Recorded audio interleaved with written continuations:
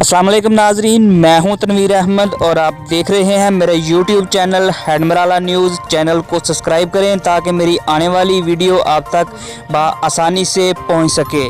खबर शामिल करते हैं सऊदी अरब से। सऊदी अरब ने क्या गैर मुल्कियों के लिए डिजिटल इकामा बनवाना लाजमी कर दिया है? जी बिल्कुल, सऊदी अरब में मुकीम पाकिस्तानियों को अपनी शनाख्त की खातिर साथ इकामा, ड्राइविंग लाइसेंस और इस्तेमाल रखना ज़रूरी होता है, क्योंकि किसी भी मुकाम पर सिक्योरिटी एहलकार या सरकारी इदारों में अपना काम करवाने के लिए इनकी ज़रूरत पेश आ जाती है।